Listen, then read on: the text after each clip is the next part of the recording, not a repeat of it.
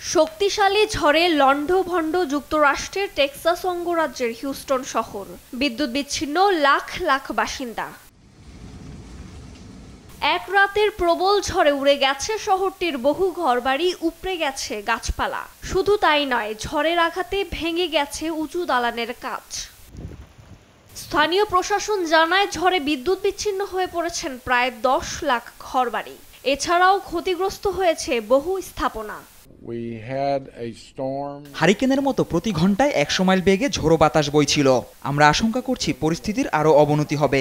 পরিস্থিতি মোকাবিলায় উদ্ধারকর্মীরা প্রস্তুত রয়েছে। সবাইকে নিরাপদ স্থানে আশ্রয় নেওয়ার অনুরোধ জানাচ্ছি। এদিকে বৈরী আবহাওয়ার কবলে পড়েছে লাতিন আমেরিকার দেশ কলম্বিয়াও।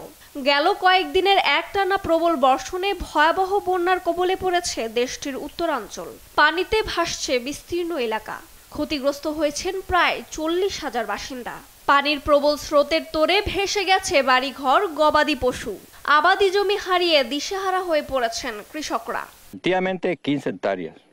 এখানে আমার 15 হেক্টর জমি ছিল, সব এখন পানির নিচে। আমার সব ফসল বন্যায় শেষ হয়ে গেছে, সব হারিয়ে আমি এখন নিঃস্ব।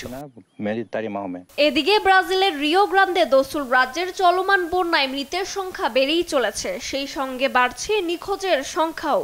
3 সপ্তাহ ধরে চলা এই বন্যা পরিস্থিতির ক্রমশ অবনতি হওয়ায় পরিস্থিতি সামাল দিতে হিমশিম খাচ্ছে স্থানীয় প্রশাসন। অন্যদিকে আফগানিস্তানের উত্তরাঞ্চলের বন্যা পরিস্থিতির কিছুটা উন্নতি হলেও বন্যা পরবর্তী পুনর্গঠন প্রক্রিয়ায় কঠিন চ্যালেঞ্জের মুখে পড়েছেন বাসিন্দারা।